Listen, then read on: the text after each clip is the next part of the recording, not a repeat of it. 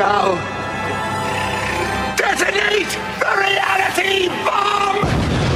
I will build a great, great wall. Some alien race to come down and threaten us. Is the singularity near? The truth is out there. The military-industrial complex. The 7 mountains of the influencers of culture. To be as gods, you know. Change has come to America. Catapult of propaganda. From a secure location on top of the ridge in the heart of the beautiful Missouri Ozarks, this is A View from the Bunker. Now, here's Derek Gilbert. North Korea has promised to give up its nukes. We still don't know what happened in Syria and what is really going on with the changes in the relationship between the United States and China. Welcome to A View from the Bunker. I'm Derek Gilbert. If you're watching this on our YouTube channel, it's youtube.com/Derek Gilbert. Please subscribe. Click the little button in the bottom right-hand corner there. You'll get an update, an email every time we post a new video, whether it's for this program or our weekly Bible study, the Gilbert House Fellowship, or PID Radio, which we are now posting to YouTube as well. No video, just the audio, but if you're a regular YouTube user, then you'll get a notification there as well. Again, we appreciate your subscriptions and, of course, your thumbs up and reviews wherever fine podcasts are sold, whether it's Spreaker, Stitcher, or at the iTunes podcast store. VFTB.net is the website. You'll find the show notes there. And our guest this week, and thanks, by the way, special thanks to Tom Horn of Skywatch TV, because he has been very gracious about allowing me from time to time to use audio from programs that we've recorded for Skywatch TV for the podcast. I try not to do that too often. I don't want to take advantage of the relationship, but also because I don't want to duplicate the programming that we're doing at Skywatch TV. I want View from the Bunker to stand on its own. We've been producing the program since 2009, and we're at 396 episodes or something thereabouts. So we've done quite a lot of content here on this program, apart from what we do at Skywatch TV. But we had some recent conversations with our next guest that will be broadcast as Skywatch TV web exclusives. You'll also find that at the Skywatch TV mobile app. And the content is so good that I wanted to take the audio and put it together as one long program. We've got several different topics, generally speaking: Syria, Russia and China, and what is going on as we try to figure out how to proceed from here forward with North Korea. Our guest is an expert in foreign policy, especially as it relates to the Middle East. He is a career military officer and still consults for the Pentagon. Also a senior fellow with the Family Research Council, and the published author of several books that we highly recommend, including Never Submit, Future War, and The Deeper State. So it's our honor to welcome back to the program Lieutenant Colonel Bob Maginnis. The civil war in Syria has taken some really ugly turns. We've seen some atrocities from all sides, and it's as much an information war as anything else. Who knows what we can trust coming out of Syria, because you've got various groups with vested interest in making us think that their side is the one that's telling the truth. What is your assessment of the situation there? I mean, the use of chemical weapons in Douma, did it happen? Didn't it happen? If so, who would benefit from it? The response by the president, what all is going on there, and how do we go? Where do we go from here? Yeah, it is a complex environment. To the north, you have the Turks that are fighting the Kurds, which they consider terrorists, and of course we're supporting the Kurds who fight for us and help defeat ISIS. You have Al Qaeda there. You have maybe 100 different Islamist groups. Right. You have the Quds Force, the Iranian Revolutionary Guard. You have the Russians that are embedded. And then, of course, you have the regime. Mm-hmm. And, of course, to the southwest, the Israelis are occasionally popping some people inside of air bases because of the incursions by the Iranians and others. And Hezbollah's in the mix as well. That, we've known for ages that the Syrians have had a significant arsenal of chemical and biological, and they even had a nuclear facility that the Israelis bombed years ago. Mm-hmm. North Koreans, by the way, were helping them with that. More recently, in 2013, President Obama, working with Vladimir Putin, said, we're going to remove all these dirty weapons, and they're going to go elsewhere. Well, guess what? It didn't happen. Time and again, we've been finding that Bashar Assad, the president of Syria, has used his thugs to employ chlorine gas, perhaps mustard, perhaps sarin nerve agent, against innocent men, women, and civilians and others, allegedly fighting ISIS, but that's not really the case. Much less the Russians aren't fighting ISIS. The Russians are fighting for Assad to preserve the regime. And so, the question is, when you had the recent attack on Douma on the 7th of April, was that really the Assad regime? Now, of course, I heard, as everyone else did, that Secretary Mattis observed, as did Chairman of the Joint Chief Joe Dunford, that there was a Syrian helicopter flying around that area, that we've seen canisters that appear to be chlorine canisters. The symptoms of the people on the ground that were killed or hurt does appear to be aligned with the use of chlorine and other agents. And so the question is, what's the motivation? Right. Weeks before that, President Trump said, well, I'm going to withdraw all my troops, my 2,000 troops out of there, and then we'll rely upon the Arabs and others to take care of it. That may have been, some argue, an invitation for Assad to say, oh, now I'm free, I can do what I want, I'll take care of these people over here that aren't cooperating with me on the outskirts of Damascus. I think a different take might be, well, one, what do the Russians gain by this? Who might want us to stay, which would be some of the militias that clearly might have access and do this. It would not make a lot of sense for Assad to do it because there's not an upside for Assad to do this. He's essentially already won. He's already defeated the rebels. That's right. He has already won. And the Israelis, I don't think, in fact, the Israelis want Assad to stay because Assad may be a bad actor, but he is their bad actor trying to keep control over a disparate group of people. They're smart enough to see what happened to Iraq after Saddam was taken out. They are. And then, of course, what do the Iranians gain by this? I don't know that the Iranians gain much, other than, of course, they now control much of Iraq. They control mostly from the Litani River down to the Israeli border, thanks to Hezbollah, much of that region. And now they have at least 5 air bases where they have facilities around Damascus and Homs and so forth. So the Iranians are doing well. Why upset the apple cart by throwing 105 precision-guided missiles from 3 nations at 3 facilities? We acknowledge that we didn't destroy his entire capability to use gases.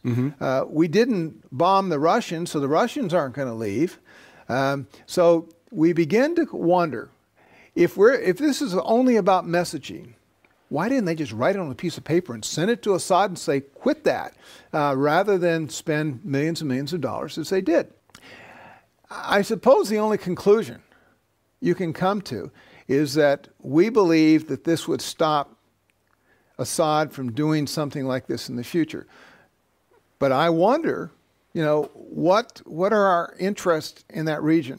And so we go back to originally what Macron and May and Trump have all said, and that is, we are concerned about the proliferation of the use of nasty materials in the world. The Brits, the North Korean dictator killed his half-brother, and now multiple use there. Are they proliferating elsewhere? Are the Russians proliferating elsewhere?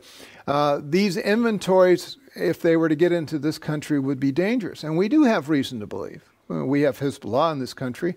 We have threats that are targeted in this country. What's even worse, much worse, than the chemical agents? Because I know how we have.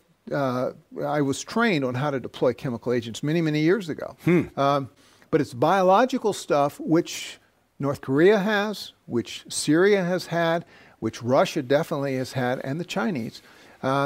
It's the proliferation of that, which I think is behind this, but nobody is saying that, even though that is the far more serious threat that we face than biological chemical. Agent, talking about Clearly. something like a weaponized Ebola or something of that. Weaponized Ebola. And I know, the problems we have in Liberia a couple of years ago were terrible. Yes. Can you imagine if we had an outbreak in one of the cities in this country. Yeah, which we almost did just a couple of years ago with people who got on planes, wound up in Cleveland and in Dallas and so forth. Yeah, that is incredibly serious. Right. You just think about the outbreak of E. coli, from eating things. Well, this could easily be spread. Smallpox. Smallpox has been weaponized to a certain degree by certain nations like North Korea. We've seen the research on that and so forth. So if this were to happen, the only reasonable alternative is to quarantine an entire city and not let anybody in or out. And you can imagine the terrible circumstance that would result from doing that sort of thing. But, Ebola is an incredibly dangerous, and in Africa we have several locations that we work on these types of, scientific efforts to understand and to control them. So these, I suspect, behind the scene, this is the sort of threat that our president, our National Security Council, they're all concerned about, and rightly so. That could wipe out an entire nation very quickly if it weren't controlled. The chemical agents, no. As noxious as chlorine gas is, as noxious as sarin gas, they dissipate very rapidly in the atmosphere. The biological elements will not. They'll spread like a wildfire. Yeah. Wow, we could do a whole program on that. But shifting gears, because I want to get your take on this. Recently, of course, National Security Advisor H.R. McMaster retired. Right. John Bolton took his place. Right. President Trump, via Twitter, announced to the world that Rex Tillerson would be stepping down as Secretary of State, and he nominated the CIA Director Mike Pompeo, former congressman from Kansas. What is your take on how this will affect American foreign policy? Well, arguably, it will be tougher. I've known John Bolton. He's a tough guy. H.R. McMaster is, I think, more progressive than certainly some others that have been in there. But Bolton, as his ideas have been well available on Fox News and in the press for years and years, and he has a very, very fixed opinion about the Iranian deal we made in 2015, a fixed opinion about Russia, about China, and it's going to be hard-nosed. And I think we have to, based upon all I understand. Pompeo, we gave Obama Hillary Clinton. We gave him Kerry. We gave him everyone else. Pompeo is a tough guy. He's a fellow West Pointer as I. He's a Harvard Law graduate, Kansas, and then of course he just came from the CIA, where he was a director for since the president took over. Diplomacy, and I work with the State Department. I work with them all the time. That's a very different environment over there. It's a very different than the Pentagon where I work in terms of they're almost touchy-feely, which you have to be in diplomacy to a certain degree. I suppose that's a little bit beyond, in some cases, where I think we as the United States need to be today, because the world is so tough and it's not at all forgiving. I think of the UN when I think of our State Department in many cases, and how we've acquiesced to the likes of the diplomats of the UN to our disadvantage. So this is important that the president get the team that he wants. I think he's trying to get the team he wants. He was dealt a hand early in the administration that the established Republicans said, this is who you need to get. And so he accepted that grudgingly, recognizing full well that they were not going to get him where he needs to be in terms of controlling our borders, a strong national security, the type of economy that we want, the things that he promised to make America first. He's going to get it if he can get his team, but the Democrats at this point, especially Chuck Schumer and others, are dragging their feet and threatening not to allow Pompeo to get in there, much like a lot of the other people, because this administration has been very slow, and it's not its fault, but very slow at filling critical positions, which really jeopardizes our ability to run the country. When we talked last year, you said that the only way forward in North Korea, the only paths forward, appeared to be grim. President Trump has been talking tough about Kim Jong-un for a while. using Twitter to get his message past the filters with the mainstream media. And surprise, surprise, here recently, it was announced that CIA Director Mike Pompeo had a secret meeting with Kim Jong-un, the first unsupervised meeting, or rather meeting without delegates from South Korea there, to set up a meeting, the first ever, between the head of North Korea and a United States president to discuss their nuclear program. And following that, North Korean state media announced that they would cease testing on nuclear weapons and rockets immediately. This sounds like wonderful news. How do you read it? Well, it is wonderful news if it's true. And that's always the problem. The reality is we spent the last 60-plus years negotiating on and off with the North Koreans, Kim Jong-un's father and grandfather, and they've all played the same trick over the years. Let's backtrack a bit. Go back to immediately following the announcement that Kim Jong-un, offered to meet with President Trump. And subsequently, the president said, okay, I'll meet with you. Then you had President Xi Jinping, the president of China, who said, well, I want you, Kim Jong-un, president, dictator of North Korea, to come over and see me in Beijing. So he, creeps by night in his secret armored train over to Beijing, the first international trip he's made since he's become the president or the chief dictator for North Korea. And then, of course, he was welcomed with all sorts of fanfare, state visit, various and sundry activities, and then he heads back. Now, the question is, what transpired between that early March meeting and the meeting or the announcement by which Kim Jong-un announces that, oh, I'm going to abandon this sort of stuff and so forth, and of course Pompeo in the interim having visited. This is what I think happened. He sat down with, he being President Xi, sat down with Kim Jong-un and said, look, Mr. Trump is going to be in office no more than 7 more years. Okay, he'll probably be replaced by somebody that is more like perhaps Barack Obama, someone who kind of ignored what was going on here and allowed you to do your mischief. As for me, President Xi, based upon the 19th Congress back in October of 2017, and based upon the Parliament's decision to make me the leader for life, I'm going to be here a long time. And also, what's important to you understand is the year 2035. Year 2035 is when the Chinese are expected to overtake the U.S. in terms of economic power across the world. And also, all by the way, I'm doing all sorts of things militarily. You have to understand, I've already taken over much of the South China Sea through the creation of these islets. I've intimidated everyone else down there. I'm now working on the Shinjuku Islands. I'm working against the Japanese, interestingly, which are not terribly favorable about the meeting that you and Mr. Trump are proposing. And I'm also intimidating Guam, which belongs to the United States.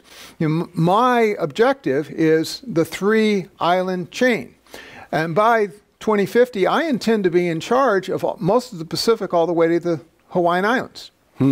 So, you can either, make a deal with Mr. Trump that will last maybe 7 years, or you can make a deal with me that could last certainly the rest of your life. And Mr. Kim Jong-un's a relatively young man. I think there's a calculation there. And I do believe that, that has influenced what Kim Jong-un tells President Moon of South Korea, as well as what he will tell President Trump once President Trump and he agreed to a location. Now, meanwhile, you've heard post the announcement of Pompeo's visit over there that Mr. Trump is somewhat hesitant. He said, if I get into a meeting and things aren't going right, I'm going to leave. So he's received some indication that things may not go his way. And I suspect, given the history, that it won't go exactly his way. He may, in fact, never meet with Kim Jong-un. Now, I have no horse in the battle in that I do want peace. I spent a year on the demilitarized zone. I know how vicious these folks can be. I would like to have unification of the Koreas. I'd like to have peace in Northeast Asia. I just don't see it in the cards. Continuity, that's one of the key issues here, then, I guess. The United States government has a number of continuity of government facilities where if something were really bad to happen, we would be able to continue to perform the basic functions of government in the aftermath of some disaster. Allegedly. Allegedly. But continuity from administration to administration is something that I think most of us Americans don't think about. We're sort of conditioned to think in 4-year cycles, whereas, as you point out, President Xi and Kim Jong-un, even in Russia, Vladimir Putin, they're not constrained by that sort of 4-year election cycle or 2-year election cycle with Congress. How would the American government continue the policies laid down under one particular president? Or is there any hope that we could establish some sort of continuity of policy from one administration to the next regarding our relationship with China, Korea? Well, just look at the night and day difference between President Obama and President Trump. You know, President Trump took over, basically saying, I'm going to do the opposite of what President Obama did, and I'm going to do it from day one. And he has quite a track record of doing just that. So unless there's some reality of an expectation that the person that follows President Trump, assuming he gets elected to a second term, is going to continue those policies, then, I think that President Xi and Kim Jong-un have an understanding that the best course of action is for him to look to Beijing and not to Washington for solutions. Now, the fact that Kim Jong-un has offered to denuclearize, to close down his test facility, to declare that I already have nuclear-tipped missiles, I've gone as far as I need to go, and I'm not going to sell this stuff anymore, is all a ploy. Like I said, we've seen this before. It is a dangerous thing to put all your faith in this character, because it's just like. What is it on the Peanuts? Lucy with the football. Lucy in the football. I was thinking that very thing. And I've used that analogy for years and years and years. Lucy always promises not to pull it, and she always does. These people have always promised, and they always do. So until we find something that says, no, it's not going to happen, he actually leaves the football there and it is kicked, then perhaps we can start to have some faith in the process. Some of the more interesting moves that the president has done, President Trump, have involved the withdrawal from the Trans-Pacific Partnership, making basically saying that he would withdraw from NAFTA if Mexico didn't step up enforcement of its own borders, much less our own. And there have been some things that have happened, such as the willingness of North Korea to sit down, that may be the result of economic pressure. How would the president use our economic leverage as the world's largest economy, at least at this point, for another 15 years, 20 years, to try to get concessions that might actually stick out of North Korea? Well, you go through China, because China provides 80 to 90% of all the supplies and the support that North Korea uses to survive. And then President Trump has made all sorts of threats and followed through with tariffs or threats of tariffs with the Chinese. And they've come to the table and they start to provide what appear to be some concessions. And so, by playing hardball with the Chinese, I think we can leverage other things such as North Korea, or for that matter, relationships even with Russia or Iran or some of the Asian nations. His meeting and coziness, President Trump's, with Prime Minister Abe of Japan is important, because Abe tends to be rather skeptical about the Korean moves, and I understand that. There's not a lot of love lost in the history of Japan invading the Koreas and taking people captive, much less the Chinese. So they understand that's the third world, or the third largest economy in the world.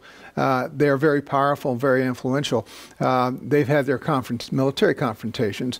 I suspect those are going to continue to escalate. And I know that based upon discussions with some very senior people. North Korea seems like just a pain in the side of the world, like a splinter that you can't dig out. China certainly would have the capacity, the ability to do something about it. Why don't they? Well, they can use it for their own purposes, their own manipulation. Keep in mind, Kim Jong-un's grandfather, when he wanted to invade in 1950 South Korea, relied upon a decision and the guidance of Stalin, who was really his primary backer. And eventually he persuaded Stalin to give the go-ahead to invade the South, and because Stalin was afraid the U.S. would join the war. And of course the U.S. Had nuclear weapons, had used them in Japan twice, and as a direct result, Stalin was concerned that this loose cannon called Truman might do it again. So you had those variables. I think in this particular case with President Xi, who is the primary supporter of North Korea, that there are a lot of concerns here. They want the U.S. to kind of back away, but they don't want to antagonize the Japanese. They would like to see a unified Korea, but unified Korea, it's certainly not going to be communist overall because the South is so prosperous in comparison. So all these factors are at play here, rather complex, and how it ends up is anyone's guess at this point. But given China's long-term aims, and those are very well articulated economically and militarily, they are very hegemonic for the entire region. And I would argue, given insights that I have, that they have global aspirations that are more than economic. We're talking with Lieutenant Colonel Bob Maginnis, author of The Deeper State, about the geopolitical situation, mainly involving, I guess, the Pacific and the Asian world. I guess we can kind of include Russia in that because of its geography. China's goals to control the Pacific by the year 2050 is something that anyone who's lived through World War II and saw Japan's move in that direction as something that just resulted in horrific loss of life and a huge expenditure of blood and treasure by the United States to drive it back. Warfare has changed since the 1940s. How does this confrontation shape up, looking, say, 100 years difference between the 1940s and, say, the 2040s? How do we counter this sort of, and should the United States even try? Well, we should try, just because we have vested interest for our own homeland and that of our allies. There is a technological revolution taking place. There are things that are happening, as we very speak here, about the technologies that will take us into the future that are very, very frightening. A major one that the Chinese arguably are close or leading on is artificial intelligence. President Xi has basically pulled together most of his intellectual people in China behind the artificial intelligence efforts. They are harnessing it not only for industrial and economic reasons, but also for military reasons. And even our own leadership, Undersecretary of Defense for Research and Development, Mr. Griffin, has made it very clear that China could very well be ahead of us on artificial intelligence and harnessing it to weapon systems. They have already put certain drone AI capabilities on surface ships. They're working on hypersonic vehicles that can destroy our aircraft carriers at long distances, which is the anti-access issue is very important. Even the new admiral that's taken over the Pacific Command has basically said that we're falling behind the Chinese in investment on high technology. They have a very sophisticated ground force. They have a Navy that's almost our size, certainly a submarine force. They already floated one aircraft carrier. They're about to float in the next few years, a second and a third, and perhaps others.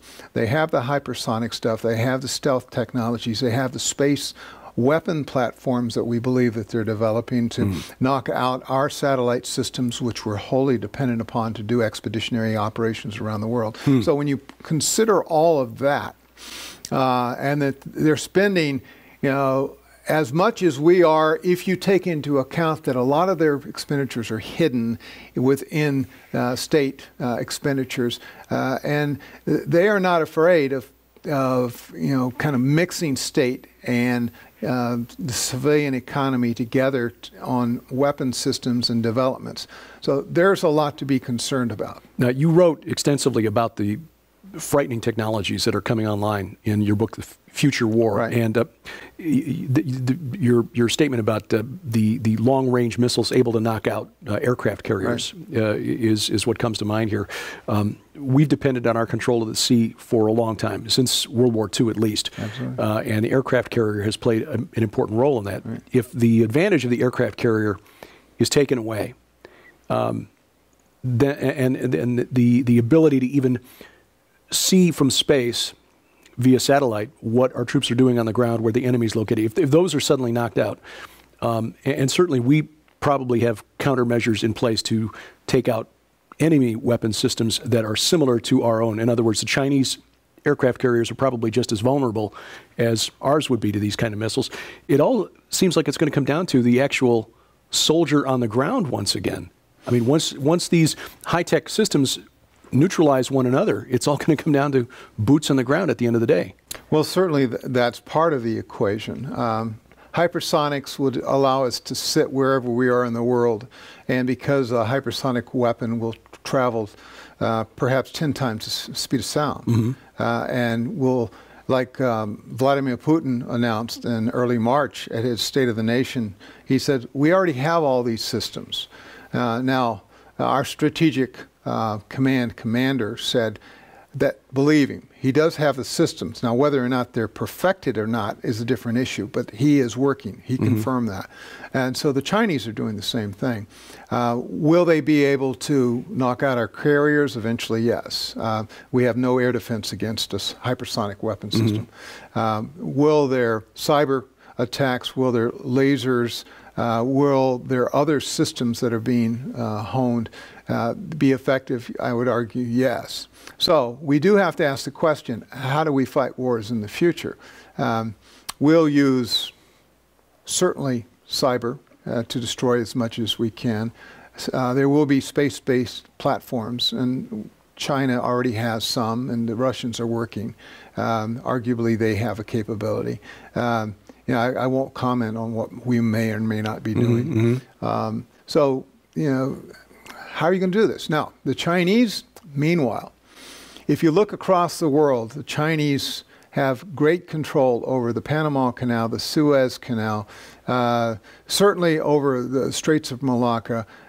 They have all sorts of special relationships in Africa, in South America and Central America. They're buying up port facilities in much of Europe, about 10% of the ports in Europe. And attempting to do it here in the United States. And they would do it here if we give them the way go ahead. So they're orchestrating globally positioning of their interests. Now, everywhere you have a Chinese interest, you have a state interest. It's not just economics. They aren't Amazon. They're the PLA, People's Liberation Army Amazon, and they're going to be located all over the globe. They're very persuasive. They control arguably 70% of the telecommunications in this world through one of their major government-sponsored franchises. To understand the scope of what we're talking about here is truly frightening, and especially if you understand the ideology of President Xi and the Chinese people. So if I were recommending someone to work on geopolitics in the future, I'd say focus on China, consider learning Chinese, Mandarin, or whatever, and then you'll be positioned pretty well, because we're going to have a lot better understanding and appreciation for who they are and what they want. Sounds to me as though North Korea serves as a junkyard dog for China. It's a proxy. If you look back at World War, certainly the Cold War, we had proxy fights. We had a proxy fight in Korea initially, a proxy fight in Vietnam, and we had proxy fights elsewhere in Africa and the Middle East.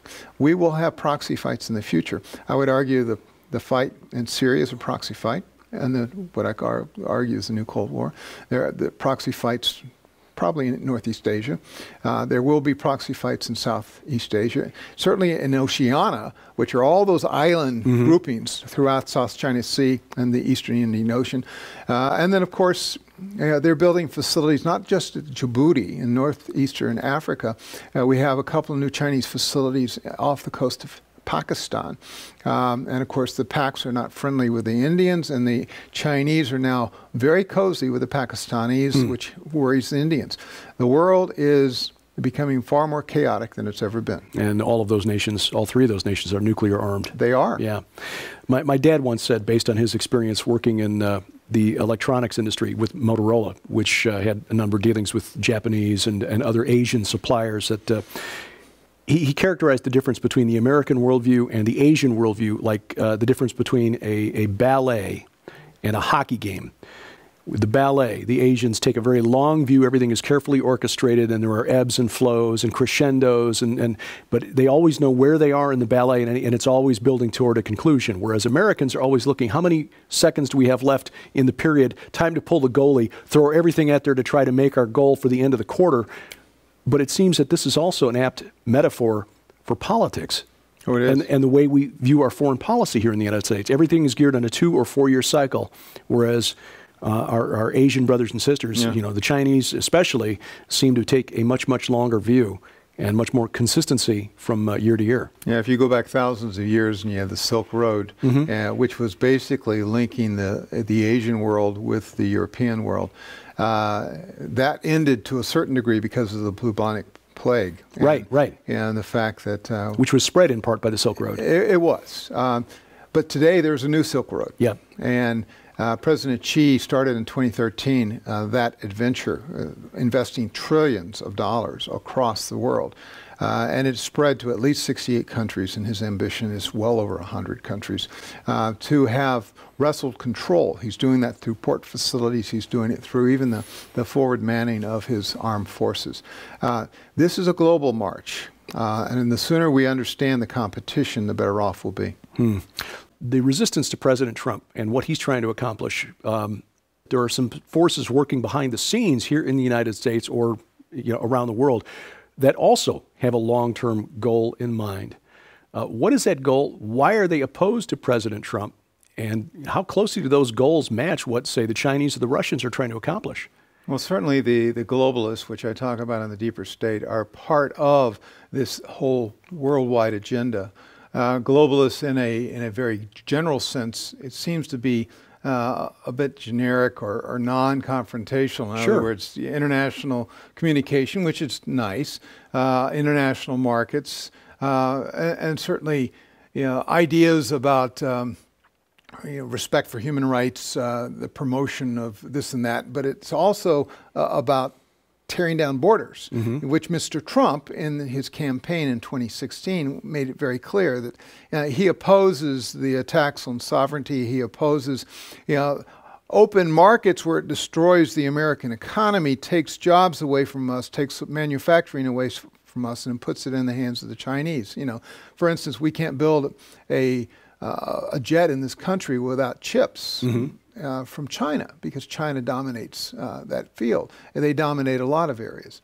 And so you have Mr. Trump saying, look, I'm going to protect the sovereignty of America first, and it's not, anything goes and the Chinese are going to rule the world sort of thing, which is often what the conclusion comes to. Certainly Hillary Clinton, Henry Kissinger, the old David Rockefellers, the Soros folks in the European Union, the United States, our United Nations, they all kind of push this globalist agenda, which to me is really about humanism, and it's about robbing us of our sovereignty and so forth. So, that is very, very concerning. I talk about in the deeper state, the political influence that we give people and how it gets corrupted.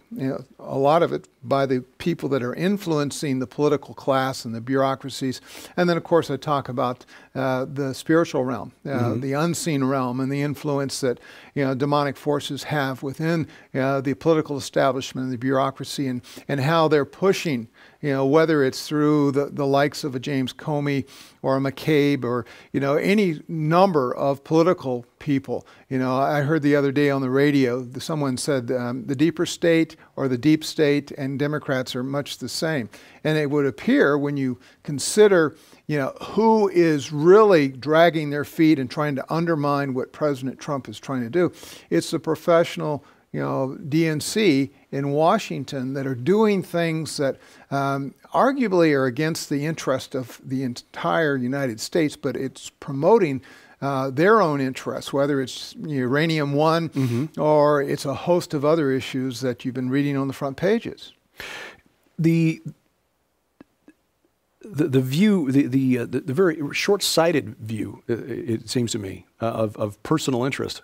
Yes. And I guess all of us are guilty of that. That's the nature of the human condition, sin. What's in this for me, regardless of how it affects anyone else,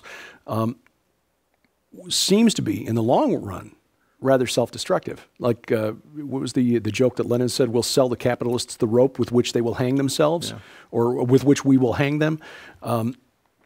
It seems that while the elites are making these deals, whether it's Uranium One or oil deals with the Middle East or whatever, that the longer game doesn't seem to be a good outcome for the home nation of these elites. I mean, where do they think their descendants are going to live when things finally come to a head?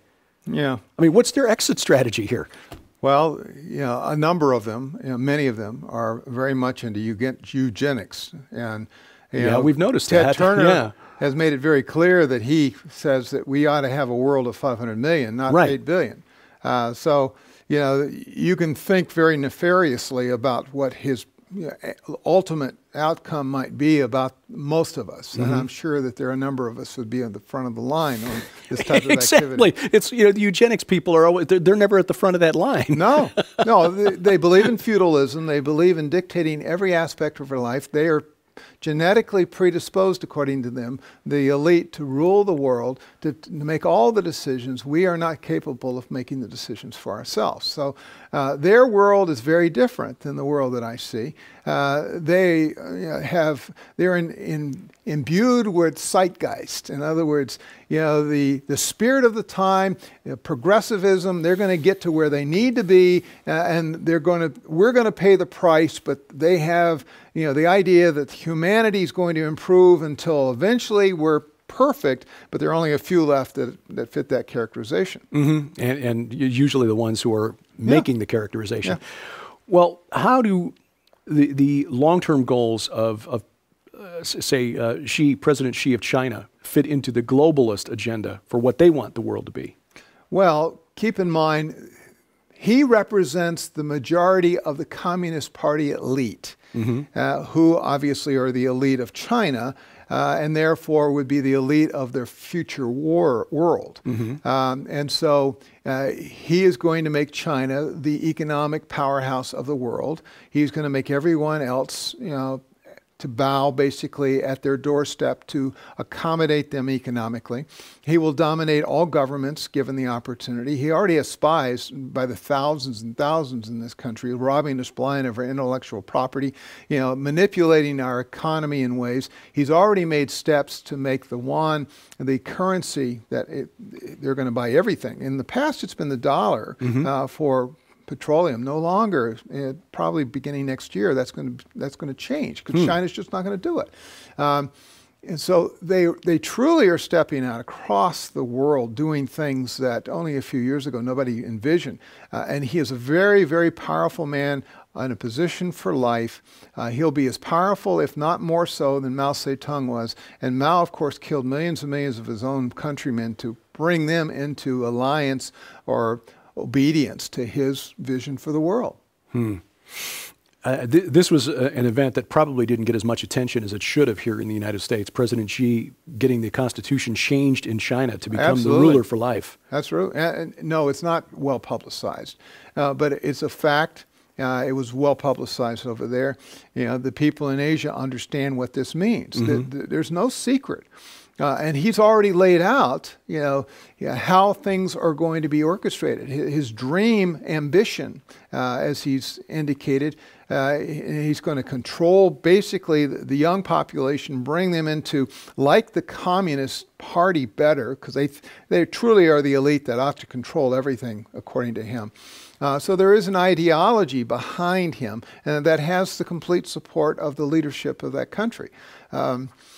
And my concern, of course, is that as the world begins to bifurcate once again, that the haves and have-nots are going to have to line up, and there's going to be a lot more alignment with China because of its economic prowess and its military might than any of us in this country ought to. We need to appreciate how important this is. Now, they are not without problems. They have some internal problems. We better get very bright at how to, manipulate that. And we also need to recognize that there are ways of doing things that, could really test our own staying power in the near future. This is a very difficult time ahead. And go ahead. We've not talked much about yet Russia, the other main nuclear power in the world. And Vladimir Putin has essentially become ruler for life there. Even during the term of President Medvedev, he was clearly the prime minister. Yeah, Putin was clearly pulling the strings behind the scenes. So he has also been allowed a longer time frame in order to set policy and strategize than what most American presidents receive. Very famously, Barack Obama overheard on the microphone telling President Medvedev, if you just wait until after the election, I'll have more, which sort of is a window into the American political mindset. If we just get past the midterms, then we've got more latitude to move. China, Russia, not bound by those things. What's Russia's long-term goal? What is Putin trying to set up, and how does that affect what China and what the rest of the world are going to do? Putin's an incredibly interesting guy. He will rule as long as he wants to. Very popular inside Russia. Probably he was elected by 77% of the popular vote. Now, whether it was fixed or not, it doesn't really matter. We're not going to do anything about it. He's surrounded by oligarchs that he made rich that do his dirty work.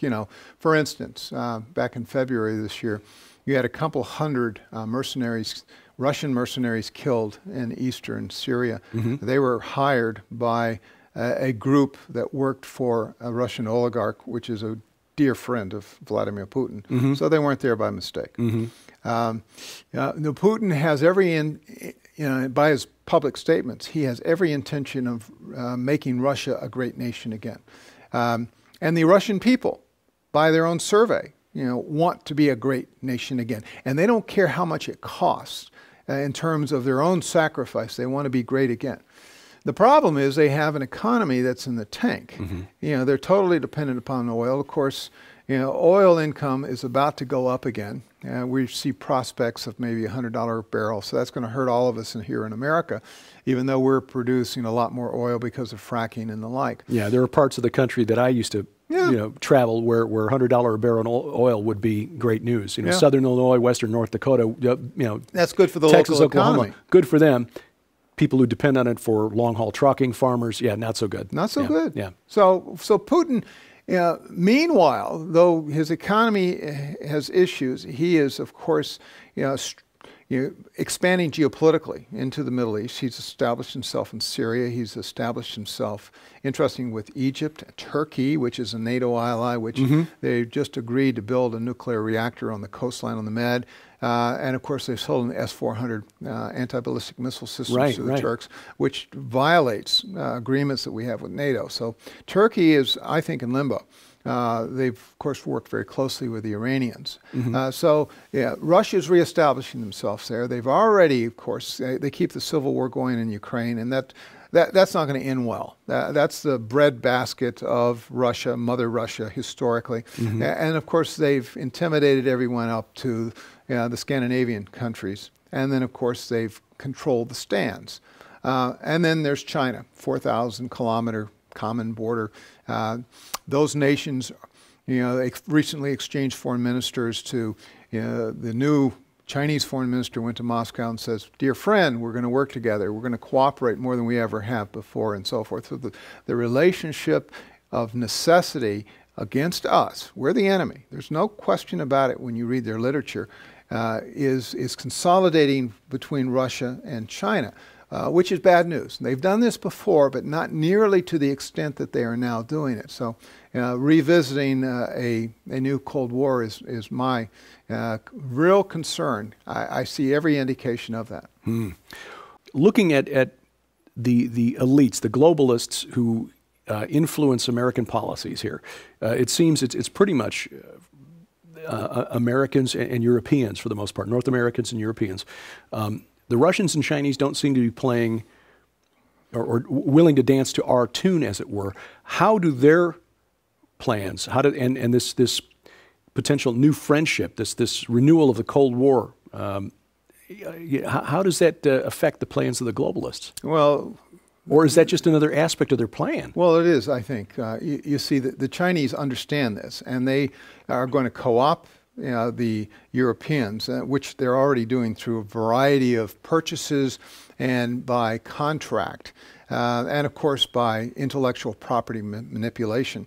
So if you're truly a global trader, you have to have access to markets. China is going to control those markets, and as a direct result, you're either in their camp or not in their camp. If you're not in their camp, you're going to hurt financially in the market world.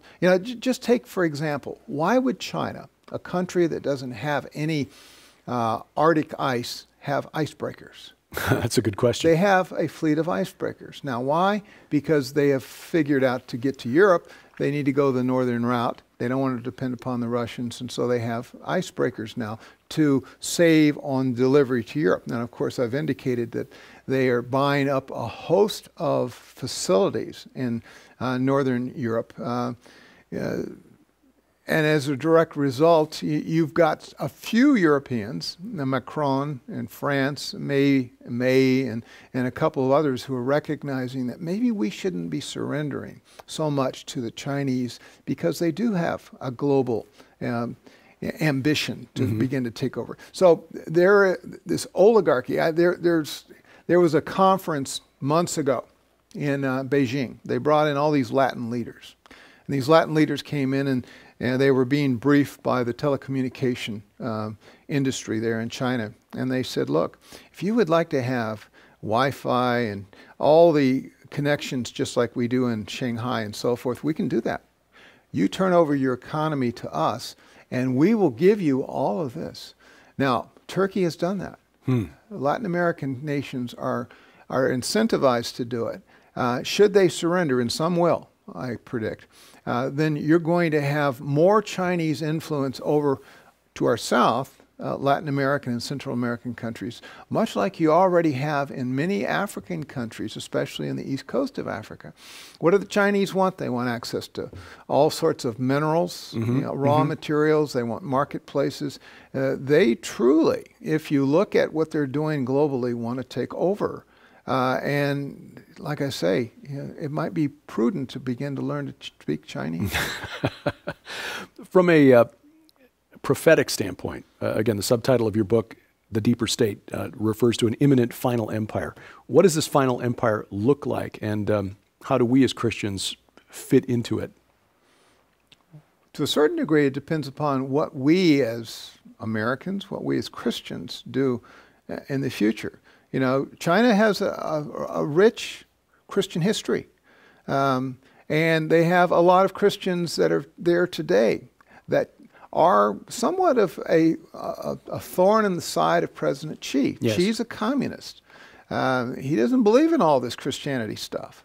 And so, his primary threat internally is that there's going to be internal dissent. They have 1.3 billion people. And a lot of those people are not controlled like the Communist Party would like to. So I see internal dissent as a real possibility. That's something we, the West, ought to consider. We ought to seed that as much as we possibly can, because tearing it apart internally is absolutely essential if we're going to defeat this hegemonic ambition that they're expressing across the world. So we can do it secularly through government to a certain degree, but certainly praying for the salvation of a large part of the Chinese people would just turn that place upside down and give them the types of values and direction and long-term goals as they await the Savior. And yeah, that's something that should be in all of our minds, rather than focusing on the political solution, is that ultimately this world conflict isn't going to be solved until Jesus Christ returns at the head of the heavenly host. Demographics. This is something that Pat Buchanan's been writing about for quite some time. I remember back in 2006, I had the opportunity to interview him about his book, The Death of the West, where he I'll use the word prophesied the decline and death of Europe, because we Caucasians are, both in Europe and in North America, are not having enough children to maintain our populations. It's the global South that is still growing. Everywhere else on the planet, even in Asia, East Asia especially, the Koreans and the Japanese are an aging population, population getting ready to decline, if not collapse. How does that factor into the way things play out? I mean, in other words, President Xi, President Trump, other global leaders may plan for a certain amount of economic growth per year, but if your population is shrinking, it's really hard to make those plans come to pass. How does demographics fit into all of this? Yeah, it is a real challenge. You're right, especially in Europe, you have, replacement rates of 1.3, 1.4, when you really need a replacement rate in excess of 2. Yeah, 2.1 or so, yeah. And, the same thing in Japan. So you get a graying population that the younger cohort cannot sustain through social services, medical and the like. And therefore, the jobs go to whoever is available. So one of the reasons the United States has grown to depend upon a lot of immigrants coming in is because our population replacement is declining. Right. And as long as you have a youthful population coming in that plays the game, that provides the tax base that funds the social services, then you're going to have a reasonably viable economy. The Chinese are because they have such a large economy and a large population, they're still having to wrestle with some of this. And so you see in the Southeast Asia, where you have a youthful economy, or youthful population, and also in Africa and in other places, that's where a lot of the jobs are now going, because they'll work for less, because they've become accustomed, even in modern cities like Shanghai, to a much higher wage. So jobs are becoming more transient, which has an impact on your global competition and the bottom line of a country's ability to sustain the quality of life that they want. Everybody can't live at a high quality of life given the way in which the system of economics is put together today. Yeah, in the United States, we like to think of ourselves as a free market, but it's really a hybrid free market socialist system. Yeah, it really is. Yeah. That's the nature of what we're dealing with here. Yeah.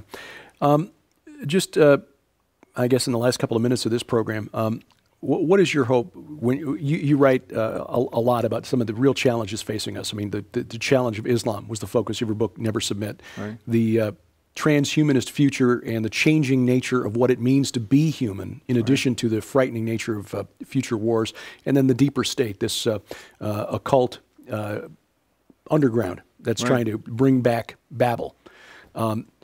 What do you hope that Christian readers of your works take away from this? What message, what hope, what call to action do you hope that we get? Well, we're called to be followers of Christ, to be students of God's Word, and to be subservient to God's Spirit as He directs us each day. With regard to Islam, Islam has a very clear agenda to take over the world. Sharia law, that's what Osama bin Laden advertised. He wants to take over the world. We as Christians need to love the world to Christ, and we ought to be as energetic, but not in a violent way, and spreading the gospel of Christ. With regard to this transhumanist stuff that I talk about in the future war, there are people out there that would make us into robots, that would put artificial things that we can't even control, that would create a world that is so alien from what we know today. That's not what Christ had in mind. Yeah. It's distorting the message of the gospel. It's distorting, his intent for human mankind. So we need to resist that and hold government accountable to make sure it doesn't allow that to happen. In the deeper state, there is a very clear globalist agenda. There are those that would seek to change the direction of the world, to embrace a humanist agenda, to reduce the population through some very bad ways, to change the destiny of what we believe to be the right and just thing that the Lord has outlined in His Word. So there are a host of issues here, but to be faithful to the Lord in what He's called us to do, to follow His values and His principles, and to rely totally upon His Spirit, that's the sort of stuff that ultimately I'm talking about, and to look forward to the day of His second coming. Amen. And it will happen, and it will happen sooner than any of us actually realize. I think you're right about that. As Apostle Paul wrote, to put on a full armor of God. Absolutely. As a warrior, to stand and hold our ground until He comes back. Well, always appreciate your insight. It's wonderful. Professional military man, yet who views the world through the lens of a Bible-believing Christian. Lieutenant Colonel Bob Maginnis. Check the show notes, whether at VFTB.net, Spreaker, Stitcher, or if you're watching this at the YouTube channel, youtube.com/Derek Gilbert, you'll find the notes below this video, and we'll have links there to where you can find Colonel Maginnis's books. The best deal, of course, you can get them at the usual places, Amazon.com, but you get the best deal on them at the Skywatch TV store, because Tom Horn likes to make it worth your while to shop there as opposed to going to Amazon.com. So he throws in a lot of stuff that you wouldn't get anywhere else. So you'll find those links, again, in the show notes, VFTB.net, and other places as well. In just a couple of weeks, Sharon and I will be heading, just a couple of weeks, in just a few days. By the time you see this, it'll be less than a week, flying to Israel for our tour, courtesy of Lipkin Tours. We will be touring Israel and then visiting Jordan for several days, along with Dr. Michael Heiser and his lovely wife, Drina. Don't know how well we'll be able to maintain a schedule with View from the Bunker for the next few weeks. We do have a program lined up for next Sunday, but beyond that, it's going to be kind of catch as catch can. We will try to record some programs while we're in Israel. We're certainly going to be shooting as much video as we possibly can while we're there. It's a once-in-a-lifetime thing, and we are truly honored and blessed by this opportunity. Some of the sites that we will see above and beyond the sites that are of historical importance to Christians, Jews, relate specifically to the subject of the book that I'm working on, which should be out by August. So hopefully we'll be able to catch some video that we can offer as a to add a little extra insight into the subject matter of the book. So more on that once we get into the summer months and we get closer to actually releasing the book. Next week's program is going to be the result of some investigation on the ground by our friend L.A. Marzulli. He spent some time in Portugal recently. You know that he's been talking about the so-called miracle of the sun. In 1917, we passed the 100th anniversary of that last fall while we were in Boise. Interesting how the conference just coincided with that 100th anniversary. But his research there indicates that there's a specific spirit perhaps at work in what happened at Fatima, Portugal, back in August of 1917. So we will... or rather October of 1917. Yeah, it wasn't Boise. It was Oklahoma City where the dates overlapped. So that's right, October of 1917 when the Fatima event took place. Anyway, that will be our discussion, our program next week, and you'll find it, again, at VFTB.net, the YouTube channel, and everywhere else fine podcasts are sold. Our dance card for the year is filling up. Besides the tour of Israel and followed immediately by Rome and Sardinia with Steve Coyle and Timothy Alberino, we will be at the Hear the Watchman conference in Long Island. Mike Kerr and Jeannie Moore, gracious enough to invite us to come back and speak August 9th through 11th. That is at Ronkonkoma, Long Island. The Clarion Hotel and Conference Center at Ronkonkoma, Long Island. Henry Groover, Rabbi Zev Parat, Pastor Carl Gallups, Pastor Paul Begley, Pastor Casper McLeod, Ellie Marzulli, of course, Dr. Michael Lake, and others. Sharon and I will be there. And as a special bonus, on August the 12th, after a morning of baptisms, there will be a tour bus heading to Montauk. That's Camp Hero, the former Air Force base that inspired the hit Netflix series Stranger Things, because strange things happened at Camp Hero on Montauk. Worth seeing. And we will be your tour guides for that event on August the 12th. For information and registration, hearthewatchmen.com. That's hearthewatchmen.com.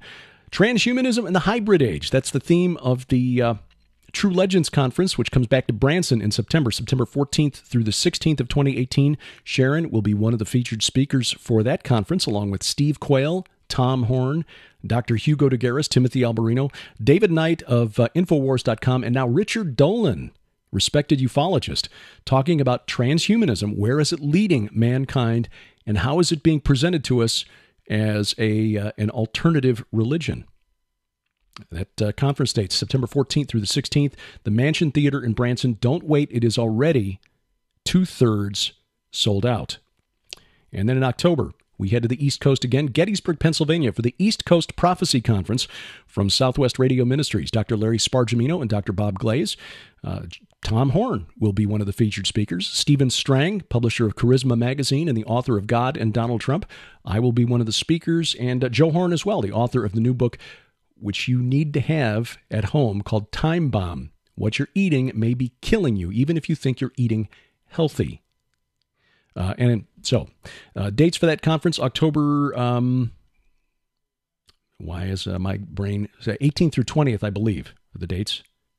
Yes, October 18th through the 20th. I'll put it on the screen here if you're watching this on the YouTube video, so if I've got that wrong, it'll be correct on the screen. But you'll get the correct information and registration at the website for Southwest Radio Ministries. That's swrc.com, swrc.com. Our Bible study available every week. That's the Gilbert House Fellowship, gilberthouse.org. We're going through the book of Ezekiel. We will take a 3-week hiatus while we're away. Again, we have no delusions of grandeur, illusions of being able to keep up a regular schedule while we are touring the Holy Land. So we won't get to the exciting Gog-Magog part until we return. But by then, we'll have seen some of the sites that I'll be writing about, because the Gog-Magog War is an important part of my forthcoming book. So, but in the meanwhile, you can catch up on all of the archives going back to Genesis 1:1. That's at gilberthouse.org. Please give us a review at iTunes, Stitcher, Spreaker, or wherever else fine podcasts are sold. And give us a like at Facebook, facebook.com/view from the bunker, which is a production of Gilbert House and released under Creative Commons Attribution, Non-Commercial, No Derivatives 4.0 International License. The opening theme is by Kevin MacLeod. His website is incompetech.com. Our announcer is DC Good. Remember, we wrestle not against flesh and blood. I'm Derek Gilbert, and this is A View from the Bunker.